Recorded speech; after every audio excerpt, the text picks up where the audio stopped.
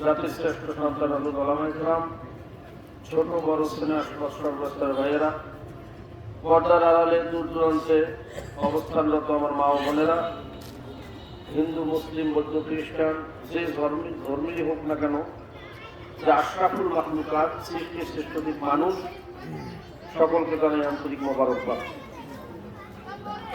ইসলামী আন্দোলন কি চায়, ইসলামী আন্দোলনের লক্ষ্য উদ্দেশ্য কি, ইতিপূর্বে আমাদের বক্তাদের আলোচনার মাধ্যমে আমরা নিশ্চয়ই অবহিত হয়েছি। এক কথায় যদি আমি বলি, ইসলামী আন্দোলন চায় ইসলাম দেশ ও মানবতার কল্যাণ। ইসলাম দেশ ও মানবতার কল্যাণ যেখানে নাই, ইসলামী আন্দোলন সেখানে নাই। ইসলামী আন্দোলন চায় এমনই একটা আদর্শকে বিজয় করতে, যে আদর্শের মাধ্যমে দুনিয়াতে পাওয়া যাবে শান্তি, আখিরাতে পাওয়া যাবে মুক্তি। কথা ঠিক না? সময় বন্ধুগণ, সময় কম, সংক্ষিপ্ত আলোচনা শেষ করতে হবে। আমরা এতগুলো দল থাকার পরেও, আদর্শ থাকার পরেও ইসলামী আদর্শ নিয়ে কেন চেষ্টা করতেছি? কারণ বাংলাদেশে যে আদর্শ দিয়ে 53 বছর পর্যন্ত দেশটা পরিচালিত হয়েছে, যে আইন, যে বিচার ব্যবস্থা, সামাজিক ব্যবস্থা, এইটা পরিপূর্ণভাবে ফের প্রমাণিত হয়েছে। এই 54 বছরে দেশটা 5 বার দুর্নীতি চ্যাম্পিয়ন হয়েছে। এই 54 বছরে আমাদেরকে এই দেশ উপহার দিয়েছে পিচ্চি হান্নান, ইয়ে বাবুদি, বিষ্ণু স্বামী, কালা জাহাঙ্গীর, ঠিকই না? আমাদেরকে উপহার দিয়েছে এনসিবি, গাঁজা, মদ, ইয়েবা, ইনোক্সিন, মরফিন, প্যাকলিন, এই জাতীয় বিভিন্ন বিষাক্ত নেশা দ্রব্য, যে নেশার মাধ্যমে আজকে আমরা একটা সার্ভে দেখলাম, প্রায় কোটির উপরে, আমার পুরো সংখ্যাটা মনে নাই, কোটির উপরে মানুষ আমাদের এই বাংলার সন্তানেরা নেশার সাথে সম্পৃক্ত। সময় বন্ধুগণ, আমরা চাই ইসলামের আদর্শের মাধ্যমে এই 54 বছরের সৃষ্ট সমস্ত জঞ্জাল দূর করে একটা শান্তির পরিবেশ সৃষ্টি করতে, যেখানে থাকবে মানবিক মর্যাদা, যেখানে থাকবে ন্যায় বিচার, যেখানে থাকবে মানুষের মধ্যে সাম্য, কে মন্ত্রীর ছেলে, কে চাষার ছেলে, কে বংশীয়, কে নন বংশীয়, কে শিক্ষিত, কে নন শিক্ষিত, কে মুসলিম, কে হিন্দু, এর কোনো ভেদাভেদ থাকবে না। যে মানুষ তার জন্যই থাকবে অধিকার। আমরা বাংলাদেশে কি দেখছি? মন্ত্রীর ছেলে খুন করলে বিচার হয় না, আর একটা গরিবের ছেলে পেটের ক্ষুধায় মুরগি চুরির অপরাধে তাকে জেল থাকতে হয়। আমরা কি দেখেছি? একটা শিক্ষিত বেকার যুবক, শিক্ষা সে ডিগ্রি নেওয়ার পরে চাকরির অভাবে, এই চাকরির অভিশাপে, বেকারত্বের অভিশাপে ভোগা যুবক ঘরে যেও শান্তি পায় না। মা বলে তোর মতো ছেলে না হলেই ভালো হইতো, বাবা বলে তোর জন্ম না দিয়ে একটা কলা গাছ লাগিয়ে ভালো হইতো, স্ত্রী ভালোবাসে না, স্ত্রী ভালো চোখে দেখে না, মনের কষ্ট নিয়ে ছেলেটা ঘর থেকে বের হয়, রাস্তার পাশে বসে জিমায়, কোন এক গাঁজা করে সে বলে এক পোটলা গাঁজা খাও, মনটা ভালো হয়ে যাবে। এই গাঁজা খেতে খেতে ছেলেটা একটা নেশা করে। কিন্তু এই বেকারত্বের অভিশাপে ভোগা যুবক এক পোটলা গাঁজা খাওয়ার অপরাধে তাকে জেলের ভিতরে ঢুকানো হয়।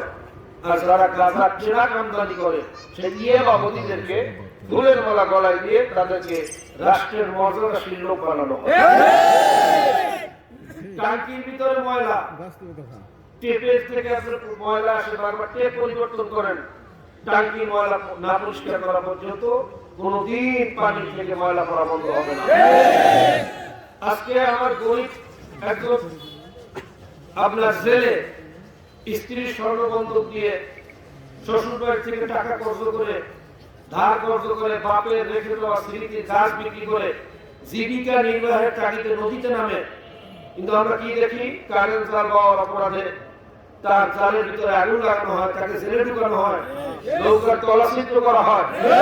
কিন্তু যারা বাংলাদেশে কারেন্ট জাল উৎপাদন করে তারা হলো বড় বড় নেতা, তাদেরকে ফুলের মালা গলায় দিয়ে এমপি বানানো হয়, মন্ত্রী বানানো হয়।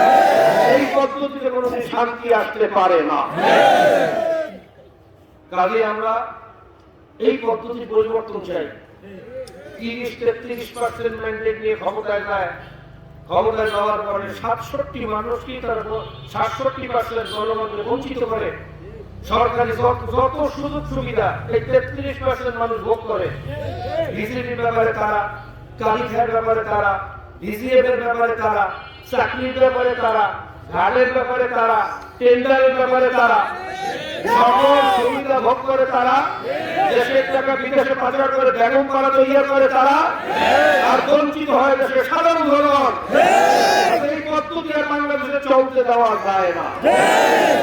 কাজে আসুন আমরা এমনই এক মানবিক মর্যাদা এবং ন্যায় বিচার আদর্শ, ইসলামের আদর্শ নিয়ে কাজ করতেছি। ইসলাম মানেই হলো শান্তি, প্রত্যেকটা মানুষের জন্য শান্তি, প্রত্যেকটা জাতির জন্য শান্তি, হিন্দুর জন্য শান্তি, মুসলমানের জন্য শান্তি, শুধু মানুষের জন্য না, পশুর জন্য শান্তি। ওমর ফারুক রাদিয়াল্লাহু তাআলা বলছিলেন, আমার শাসন আমলে যদি ফোরাতের কিনারাও একটা কুকুর না খেয়ে মারা যায়, আমি ওমরকে আল্লাহর কাছে জবাব দিতে হবে যে তুমি কি শাসন করছো, আমার একটা মাখলুক কিভাবে কষ্ট পেয়ে মারা গেল। বিনা প্রয়োজনে গাছের একটা পাতা ছেড়া করে ইসলাম বৈধ মনে করে না। খানা খাওয়ার পরে ঝুঁটা কাটা পানিতে ফেলানো মাখলুক, কারণ এই ঝুঁটা কাটা পিপিলিকার খাদ্য, এটা পশু পাখির খাদ্য, কুকুর বিড়ালের খাদ্য। পানিতে ফেলে যদি ঝুঁটা কাটা নষ্ট করা হয় তাহলে মাখলুকের কষ্ট হবে, এর নাম হবে ইসলাম। কাজে আসুন আমরা ইসলামের আদর্শকে বিজয় করি। এই সমস্ত জঞ্জাল, গুন্ডামি, বদমাশি, দখলবাজির রাজনীতি এদেশ থেকে বন্ধ করি। সংগ্রামী বন্ধুগণ, ইসলামের আদর্শকে বাস্তবায়ন করতে হলে আমাদেরকে ত্যাগ করতে হবে। কষ্ট ছাড়া কোনদিন আদর্শ বিজয়। আমার নবী আলাইহিস সালাতু ওয়াস সালাম এই আদর্শকে বিজয় করতে গিয়ে নিজের ঘর বাড়ি ছেড়ে মক্কা ছেড়ে মদিনায় চলে গিয়েছিলেন। এক জায়গা থেকে তিনি চলে গেছেন, কিন্তু আরেক জায়গায় আল্লাহ পাক রব্বুল আলামিন তার জন্য নেতৃত্বের আসন বরাদ্দ দিয়ে রেখেছেন। মদিনায় যাওয়ার পরে 12 গোত্রের লোক আল্লাহ নবীকে নেতা হিসেবে গ্রহণ করেছিলেন। সেখানে বিভিন্ন ধর্মের লোক ছিল। তারা চিন্তা করছিলেন নবী মুহাম্মদ হলেন ইনসাফগার, তিনি হলেন ন্যায় বিচারক। এনাকে যদি আমাদের নেতৃত্ব দান করা হয়, দান করি, তাহলে তার থেকে আমরা শান্তিতে বসবাস করতে পারবো। এই আইয়ামে জাহিলিয়াতের যুগে আল্লাহ নবী মার খেয়েছেন, দাঁত ভেঙেছেন, মাথার হেলমেট মাথার ভিতরে ভেঙে, চারা ভেঙে ভিতরে ঢুকে বেহুশ অবস্থায় পড়ে রয়েছেন। তারপরও বাতিলের কাছে মাথা নত করেন নাই। ইসলামের আদর্শকে বাস্তবায়ন করতে হলে আমাদেরকে ত্যাগ করতে হবে, কষ্ট করতে হবে, ঘুম হারাম করতে হবে। আল্লাহ নবী আলাইহিস সালাতু ওয়াস সালাম সাহাবায়ে কেরাম একটা খেজুর চাই জন্য ভাগ করে খাইয়ে রোজা রাখছেন। এরপর ইসলামের আদর্শকে বিজয়ের জন্য চেষ্টা করছেন। কিন্তু আমরা তার উম্মত হয়ে সেইভাবে চেষ্টা করতে পারতেছি না। আমরা ইনশাআল্লাহ আজকে থেকে নিয়াত করব, যে কটা দিন বাকি আছে প্রত্যেকটা মানুষের ঘরে ঘরে কানে কানে এই শান্তির দাওয়াত, ইসলামের দাওয়াত সবার কাছে পৌঁছে দেব। সবাই রাজি আছি? ইনশাআল্লাহ কে রাজি আছে? সংগ্রামী বন্ধুগণ, মাঠে কাজ করতে গেলে অনেক ধরনের প্রশ্নের সম্মুখীন হতে হয়। বর্তমানে বিশ্বের চরমনে তথা ইসলামী আন্দোলনের বিরুদ্ধে বিভিন্ন ধরনের প্রোপাগান্ডা ছড়ানো হইতেছে। কখনো বলতেছে এত টাকা 3 মাসে বিক্রি হয়েছে, নাউযুবিল্লাহ বলেন। কখনো বলতেছে এই স্বার্থ, দুনিয়া স্বার্থের কারণে অমুকের দালালি করতেছে। মনে রাখবেন, ইসলামী আন্দোলন বাংলাদেশ কোন ব্যক্তির দালাল নয়, কোন দলের দালাল নয়। ইসলামী আন্দোলন দালাল করে, ঠিক আছে, একমাত্র আল্লাহর দালাল। ইসলামী আন্দোলন অনেক আগে ইচ্ছে করলে ক্ষমতা দিতে পারত। এদেশে যদি রাশেদ খান মেননের মতো সংগঠন, যার সারা বাংলাদেশে 20,000 ভোট নাই, হাসানুল হক ইনুর মতো মানুষ যদি ক্ষমতা দিতে পারে, মন্ত্রী হতে পারে, ইসলামী আন্দোলনের বাংলাদেশের প্রত্যেকটা ওয়ার্ডে ওয়ার্ডে তাদের সমর্থন আছে, তাদের সংগঠন আছে। ওয়ার্ডে না, বিশ্বের প্রায় 60টা দেশে ইসলামী আন্দোলন সংগঠনের কাজ চলতেছে। বাংলাদেশে কোরআন শিক্ষা বোর্ডের আন্ডারে প্রায় 5,300 উপরে মাদ্রাসা বাংলাদেশে চলতেছে। এই কোরআন শিক্ষা বোর্ডের আন্ডারে আরো 100 দাওরাহ হাদিস মাদ্রাসা, তার নির্বাহী চেয়ারম্যানের দায়িত্ব আমি পালন করতেছি। ইসলামী আন্দোলন বাংলাদেশের চাইতে অনেক আগেই ক্ষমতা দেখতে পারত, কিন্তু আদর্শকে বিসর্জন দিয়ে ক্ষমতার জন্য ইসলামী আন্দোলন রাজনীতি করে না। যারা ক্ষমতার জন্য রাজনীতি করে তারা কারা? নিশ্চয়ই ইতিমধ্যে দেশের জনগণ চিনে ফেলছে। তারাই এখন বিভিন্ন ধরনের প্রোপাগান্ডা ইসলামী আন্দোলনের বিরুদ্ধে করতেছে। সংগ্রামী বন্ধুগণ, আমরা আপনারা জানেন পিসাবুজুর চরমনায় আমাদের মহতারাম আমি এই 24-এর উদ্বোধনের পরে চেয়েছিলেন ইসলামের পক্ষে একটা বাক্স ইসলামকে ক্ষমতায় নেওয়ার উদ্দেশ্যে। সেখানে বিভিন্ন দল আসছে, আসার পরে আমরা কাজ করতেছিলাম। আপনারা জানেন একটি ইসলামী নামের একটা সংগঠন, আমি নাম বলে ফেলি, জামাত ইসলামের সম্মানিত আমি, তিনি চরমনায় গিয়ে বললেন যে ওয়ান বক্স পলিসির মধ্যে আমরাও থাকতে চাই, আমরাও ইসলামকে ক্ষমতায় নিতে চাই। কি আপনারা শোনেন নাই?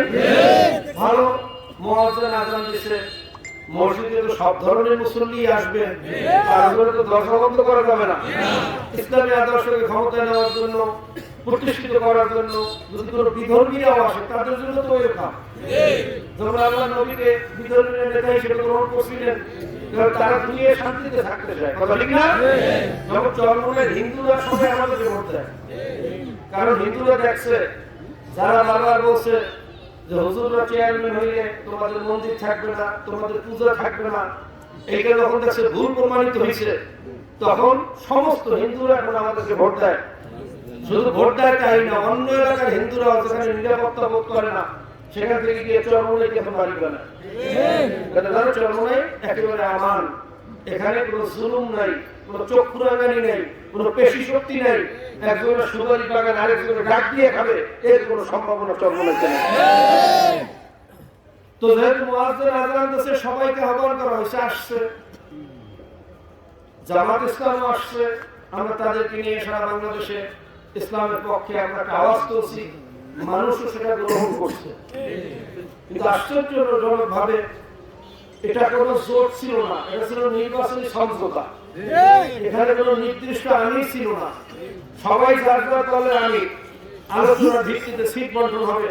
কিন্তু আমরা কি দেখলাম, রাতারাতি তারা আমাদেরকে অবহেলা করে, জিজ্ঞাসা না করে এনসিপি সহ বিভিন্ন দলকে ইনক্লুড করছে এবং তাদেরকে সিটও দিয়ে দিচ্ছে।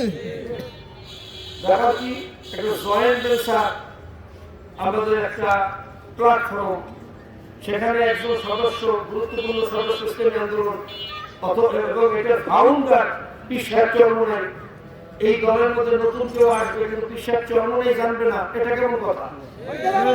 এটা কেমন কথা? এটা একটা ধোঁকাবাজি, কথা ঠিক কিনা? এরপর দেশের ইসলামের স্বার্থে, মানবতার স্বার্থে আমরা মেনে নিয়েছি।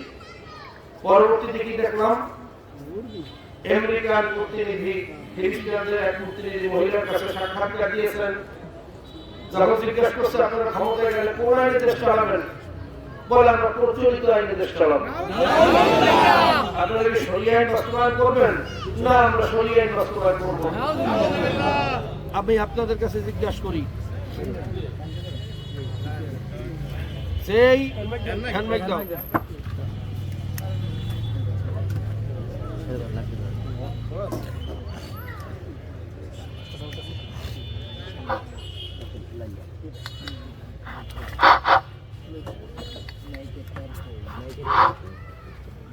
আমি আপনাদের কাছে জিজ্ঞাসা করি, যেই প্রচলিত আইনের মাধ্যমে এই দেশটা 5 বার দুর্নীতিতে চ্যাম্পিয়ন হয়েছে, ঠিক কিনা?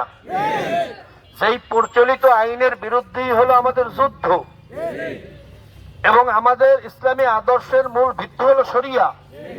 তা শরিয়াই যদি না থাকে আর সেই প্রচলিত আইন দিয়ে দেশ পরিচালিত করতে চান, আমরা তো চেয়েছিলাম এই জোটের মাধ্যমে মানুষদেরকে মদিনার দিকে আমরা নিয়ে যাব, আল্লাহ রসুলের দিকে নিয়ে যাব।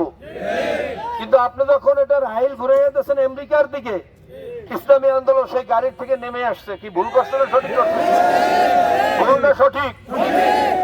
মনে রাখবেন, এখন অনেকে ব্যাখ্যা দেয় যে ইন্টারন্যাশনাল কারণে এরকম বিভিন্ন কথা বলতে হয়, ভিতরে তো আমাদের ইসলাম আছি। আমরা ভিতরের খবর জানে কে? ধরে কন কলমের বিচার করে, কলমের বিচার করবে কে? 3 জিনিসের সমন্বয় ঈমান। কয় জিনিস? Turn on. ইকরার বিল লিসান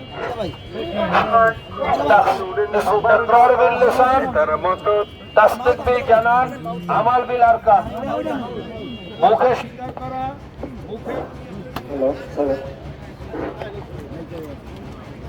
মনে রাখবেন তিন জিনিসের সমন্বয় হলো ঈমান। কয় জিনিস? ইকরার বিল লিসান তাসদিক বিল জানান আমাল বিল আরকান মুখে স্বীকার করা।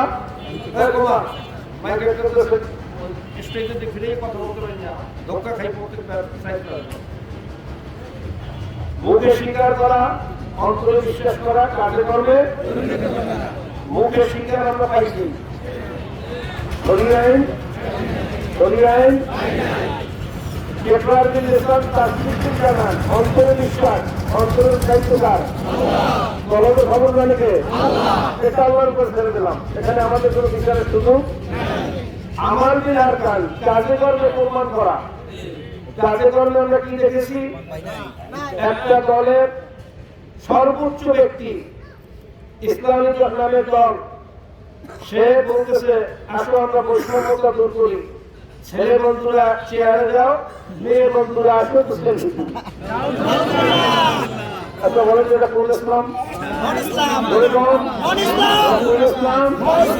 সরকার আইন পাস করছেন কে?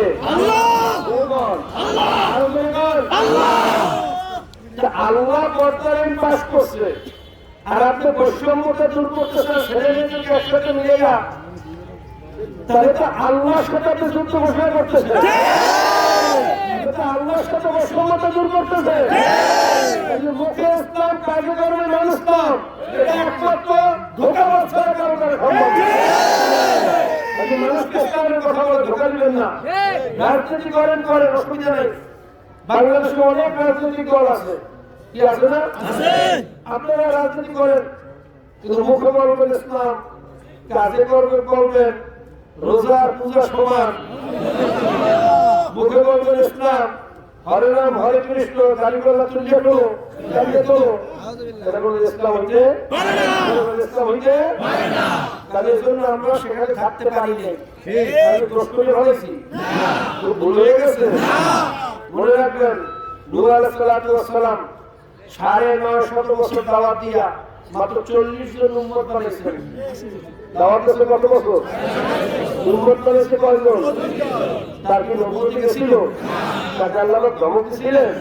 কিয়ামত পর্যন্ত ইসলাম ক্ষমতায় যাক না না যাক, এটা আমাদের দায়িত্ব না। আমাদের দায়িত্ব শরীর ইসলামের খেদমত করা। ক্ষমতা যাইতে পারি না, আমরা ক্ষমতা রাজনীতি করি না। ঈশ্বর চরমে আদর্শ রাজনীতি করে ক্ষমতা থাকুক চাই না থাকুক, প্রয়োজনে একাধারে থাকতে হবে। 2001-এও অনেকে বলছিল চরমে বিশ্বের একা, সবাই মিলে ইসলামের খুব একবার জোর করে বলেছে, কি শোনেন না? ইসলামের উপর হয়েছিল বলো, বরং যমুনা গ্রুপকে মডেল লাইসেন্স দেওয়া হয়েছিল। ঠিক না? আবার একটা দল বলে সবই তো দেখছেন, এবার আমাদেরকে দেখেন না, আমরা আপনাদেরকেও দেখছি। ঠিক না? 47 দেশের মানুষ দেখছে, 71 দেখছে, কথা হয় না? এখন 2026 দেখতেছে, ঠিক কিনা? জোট সরকারের আমলেও দেখা হয়েছে।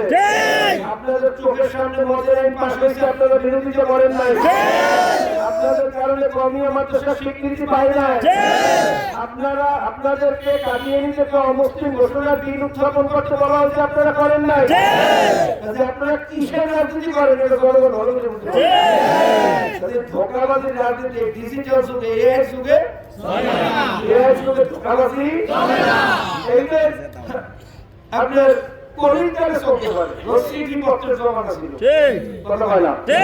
এক জায়গা থেকে আরেক জায়গায় খবর পুষাইতো, কবুতরের পয়সা নিতে পাঠাইতো। ওই যুগে ধোঁকাবাজি চলতে পারে, এই যুগে ধোঁকাবাজি চলে না, পরিষ্কার সব, কথা ঠিক না? কাজে এখন আপনাদের সিদ্ধান্ত কি করবেন? আমরা ইনশাআল্লাহ ইসলামের পক্ষে থাকবো, ইনশাআল্লাহ ইসলামের পক্ষে দাওয়াত দেব, ইনশাআল্লাহ শরিয়া কায়েম করার চেষ্টা করব, ইনশাআল্লাহ শরিয়ার ম্যান্ডেট নিয়ে যদি ক্ষমতা যেতে পারবো সেদিনকে যাব।